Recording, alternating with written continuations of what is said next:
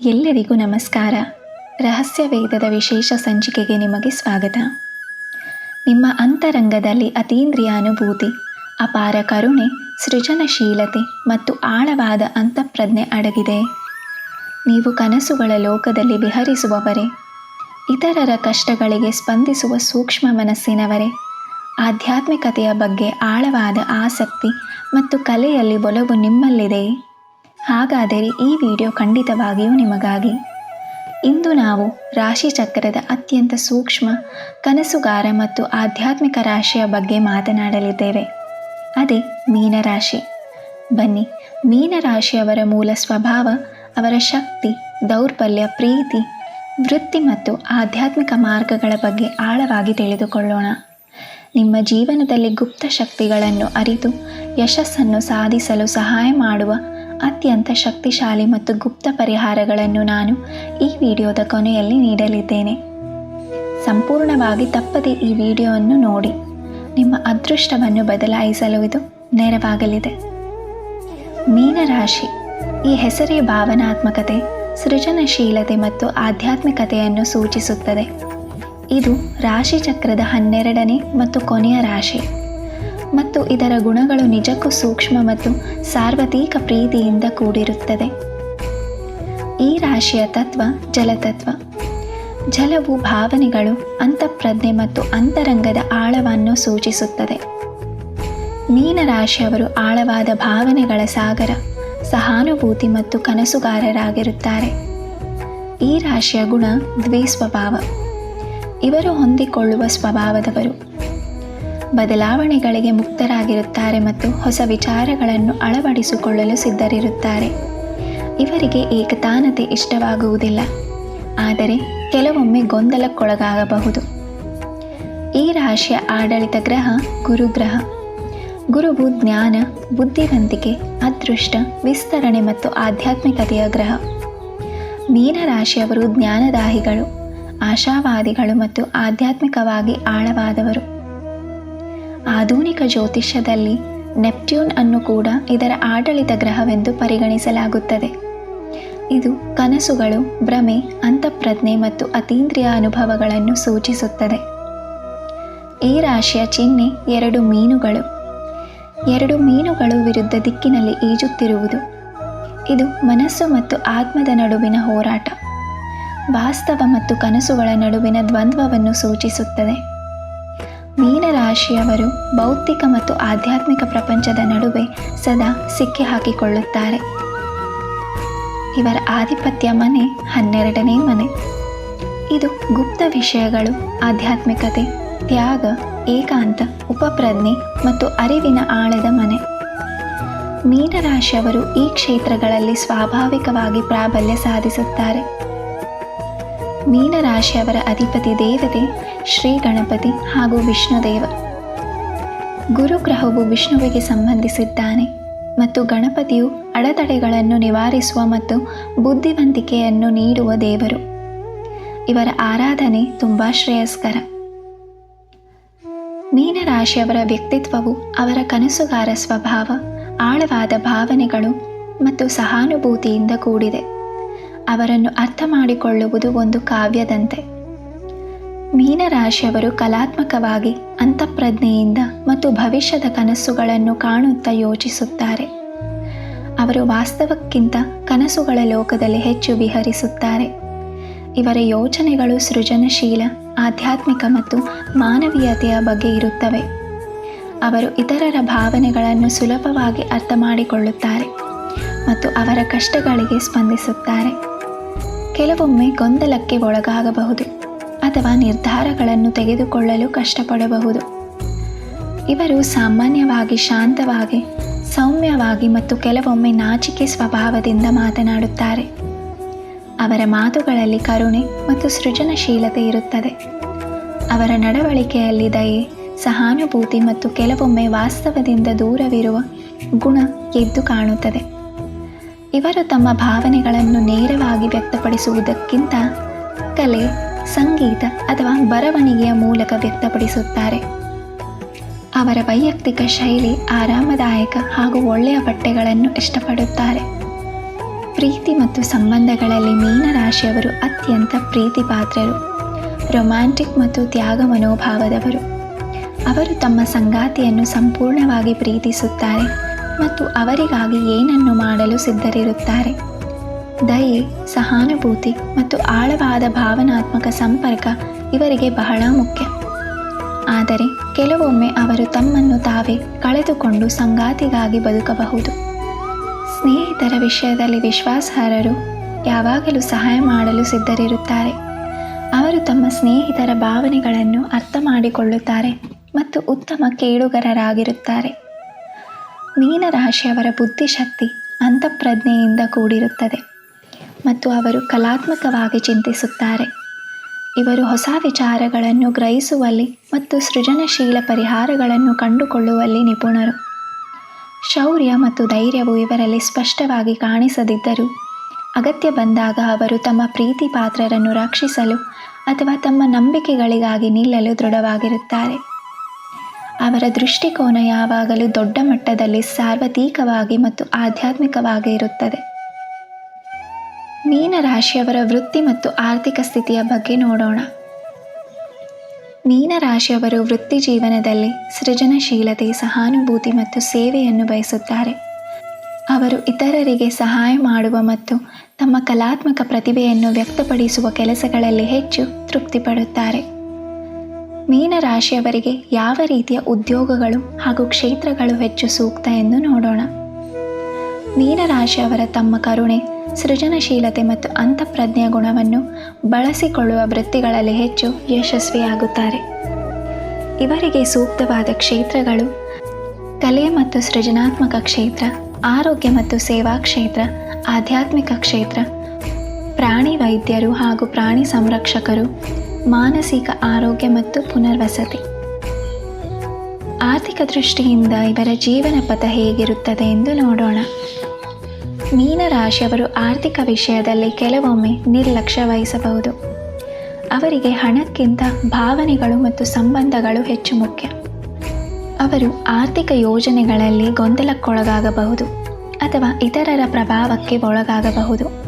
ಆದರೆ ಗುರುಗ್ರಹದ ಪ್ರಭಾವದಿಂದಾಗಿ ಅವರಿಗೆ ಅನಿರೀಕ್ಷಿತ ಲಾಭಗಳು ಅಥವಾ ಅದೃಷ್ಟದಿಂದ ಹಣ ಬರುವ ಸಾಧ್ಯತೆ ಇರುತ್ತದೆ. ಅವರು ದಾನ ಧರ್ಮದಲ್ಲಿ ಉದಾರರಾಗಿರುತ್ತಾರೆ. ಧನ, ವ್ಯವಹಾರ ಮತ್ತು ಹೂಡಿಕೆಗಳಲ್ಲಿ ಯಶಸ್ಸು ಪಡೆಯಲು ಜ್ಯೋತಿಷ ಪರಿಹಾರಗಳನ್ನು ಏನು ಮಾಡಬಹುದು ಎಂದು ನೋಡೋಣ. ಗುರು ಮಂತ್ರ ಜಪಿಸುವುದು. ಪ್ರತಿದಿನ ಬೆಳಿಗ್ಗೆ 108 ಬಾರಿ ಓಂ ಬ್ರಹ್ಮ ಬೃಹಸ್ಪತೇ ನಮಃ ಅಥವಾ ಓಂ ಗುರುವೇ ನಮಃ ಎಂಬ ಮಂತ್ರವನ್ನು ಜಪಿಸುವುದರಿಂದ ಗುರುಗ್ರಹದ ಅನುಗ್ರಹ ದೊರೆತು ಅದೃಷ್ಟ, ಜ್ಞಾನ ಮತ್ತು ಆರ್ಥಿಕ ಸಮೃದ್ಧಿ ಹೆಚ್ಚುತ್ತದೆ. ಗುರುವಾರದ ವ್ರತ ಮಾಡುವುದು. ಪ್ರತಿ ಗುರುವಾರ ಉಪವಾಸ ವ್ರತ ಆಚರಿಸಿ ವಿಷ್ಣು ಅಥವಾ ಗಣಪತಿಯನ್ನು ಪೂಜಿಸಿ, ಹಳದಿ ಬಣ್ಣದ ಬಟ್ಟೆಗಳನ್ನು ಧರಿಸಿ ಮತ್ತು ಸಿಹಿ ತಿಂಡಿಗಳು, ಕಡಲೆ ಹಿಟ್ಟಿನ ಲಾಡು ಅಥವಾ ಹಳದಿ ಬೇಳೆ ದಾನ ಮಾಡಿ. ಪುಷ್ಯರಾಗ ರತ್ನ ಧರಿಸುವುದು. ಗುರುಗ್ರಹದ ರತ್ನವಾದ ಪುಷ್ಯರಾಗವನ್ನು ಧರಿಸುವುದು ಅದೃಷ್ಟ, ಜ್ಞಾನ, ಸಂಪತ್ತು ಮತ್ತು ವೈವಾಹಿಕ ಜೀವನದಲ್ಲಿ ಸಂತೋಷವನ್ನು ಹೆಚ್ಚಿಸುತ್ತದೆ. ಇದನ್ನು ಚಿನ್ನದ ಉಂಗುರದಲ್ಲಿ ಕೆತ್ತಿಸಿ ಬಲಗೈ ತೋರು ಬೆರಳಿನಲ್ಲಿ ಗುರುವಾರದಂದು ಗುರುಹೊರೆಯಲ್ಲಿ ಧರಿಸಬೇಕು. ಹಣಕಾಸಿನ ವಿಷಯದಲ್ಲಿ ಹೆಚ್ಚು ಜವಾಬ್ದಾರರಾಗಿರಿ. ಬಜೆಟ್ ಮಾಡಿ ಮತ್ತು ಬುದ್ಧಿವಂತಿಕೆಯಿಂದ ಹೂಡಿಕೆ ಮಾಡಿ. ಬಡವರಿಗೆ, ರೋಗಿಗಳಿಗೆ, ಅಶಕ್ತರಿಗೆ ದಾನ ಮಾಡುವುದು ಮತ್ತು ಸಹಾಯ ಮಾಡುವುದು ನಿಮ್ಮ ಅದೃಷ್ಟವನ್ನು ಹೆಚ್ಚಿಸುತ್ತದೆ. ಮೀನರಾಶಿಯವರ ಪ್ರೀತಿ, ವಿವಾಹ ಮತ್ತು ಕುಟುಂಬ ಜೀವನ ಹೇಗಿರುತ್ತದೆ ಎಂದು ನೋಡೋಣ. ಮೀನರಾಶಿಯವರಿಗೆ ಪ್ರೀತಿ ಎಂದರೆ ಒಂದು ರೊಮ್ಯಾಂಟಿಕ್ ಕನಸು, ಆಳವಾದ ಭಾವನಾತ್ಮಕ ಸಂಪರ್ಕ ಮತ್ತು ಆತ್ಮದ ಬಂಧ. ಅವರು ತಮ್ಮ ಸಂಗಾತಿಯಲ್ಲಿ ಕರುಣೆ ಮತ್ತು ತಿಳುವಳಿಕೆಯನ್ನು ಬಯಸುತ್ತಾರೆ. ಯಾವ ರಾಶಿಯ ಜೊತೆಯವರೊಂದಿಗೆ ಮೀನರಾಶಿಯವರ ಹೊಂದಾಣಿಕೆ ಹೆಚ್ಚು ಎಂದು ನೋಡೋಣ. ಮೀನರಾಶಿಯವರಿಗೆ ಕರ್ಕ ಮತ್ತು ವೃಶ್ಚಿಕ ರಾಶಿಯವರೊಂದಿಗೆ ಅತ್ಯುತ್ತಮ ಹೊಂದಾಣಿಕೆ ಇರುತ್ತದೆ, ಏಕೆಂದರೆ ಅವೆಲ್ಲವೂ ಜಲತತ್ವದ ರಾಶಿಗಳು. ಇವರು ಪರಸ್ಪರರ ಭಾವನೆಗಳನ್ನು ಆಳವಾಗಿ ಅರ್ಥ ಮಾಡಿಕೊಳ್ಳುತ್ತಾರೆ. ವೃಷಭ ಮತ್ತು ಮಕರ ರಾಶಿಯವರೊಂದಿಗೂ ಕೂಡ ಉತ್ತಮ ಹೊಂದಾಣಿಕೆ ಇರುತ್ತದೆ.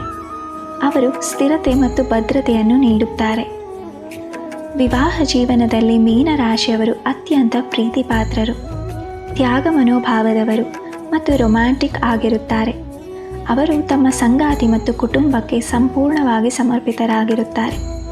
ಸಂಬಂಧದಲ್ಲಿ ಭಾವನಾತ್ಮಕ ಸಂಪರ್ಕ, ದಯೆ ಮತ್ತು ಸಹಾನುಭೂತಿ ಇವರಿಗೆ ಬಹಳ ಮುಖ್ಯ. ಅವರು ತಮ್ಮ ಸಂಗಾತಿಯಿಂದ ಬೆಂಬಲ ಮತ್ತು ತಿಳುವಳಿಕೆಯನ್ನು ನಿರೀಕ್ಷಿಸುತ್ತಾರೆ. ಕೆಲವೊಮ್ಮೆ ಅವರು ತಮ್ಮನ್ನು ತಾವೇ ಕಳೆದುಕೊಂಡು ಸಂಗಾತಿಗಾಗಿ ಬದುಕಬಹುದು. ಇದು ಸಂಬಂಧದಲ್ಲಿ ಸಮಸ್ಯೆಗೆ ಕಾರಣವಾಗಬಹುದು. ಕುಟುಂಬದಲ್ಲಿ ಮೀನರಾಶಿಯವರು ಪ್ರೀತಿ, ಕರುಣೆ ಮತ್ತು ಸೃಜನಶೀಲತೆಯನ್ನು ತರುತ್ತಾರೆ. ಅವರು ತಮ್ಮ ಕುಟುಂಬದ ಸದಸ್ಯರನ್ನು ಆಳವಾಗಿ ಪ್ರೀತಿಸುತ್ತಾರೆ ಮತ್ತು ಅವರಿಗೆ ಭಾವನಾತ್ಮಕ ಬೆಂಬಲವನ್ನು ನೀಡುತ್ತಾರೆ. ಇವರು ಸಾಮಾನ್ಯವಾಗಿ ಕುಟುಂಬದ ಸಂಘರ್ಷಗಳನ್ನು ತಪ್ಪಿಸಲು ಪ್ರಯತ್ನಿಸುತ್ತಾರೆ ಮತ್ತು ಎಲ್ಲವನ್ನು ಒಟ್ಟಾಗಿ ಇಡಲು ಪ್ರಯತ್ನಿಸುತ್ತಾರೆ. ಮಕ್ಕಳು ಮತ್ತು ಕುಟುಂಬದ ಸದಸ್ಯರೊಂದಿಗೆ ಆಳವಾದ ಮತ್ತು ಸಹಾನುಭೂತಿಯ ಸಂಬಂಧವನ್ನು ಹೊಂದಿರುತ್ತಾರೆ. ಅವರ ಉಪಸ್ಥಿತಿಯು ಕುಟುಂಬದಲ್ಲಿ ಶಾಂತಿ ಮತ್ತು ಪ್ರೀತಿಯನ್ನು ತರುತ್ತದೆ. ಮೀನರಾಶಿಯವರ ಆರೋಗ್ಯ ಮತ್ತು ಶಕ್ತಿಗಳ ಬಗ್ಗೆ ತಿಳಿದುಕೊಳ್ಳೋಣ.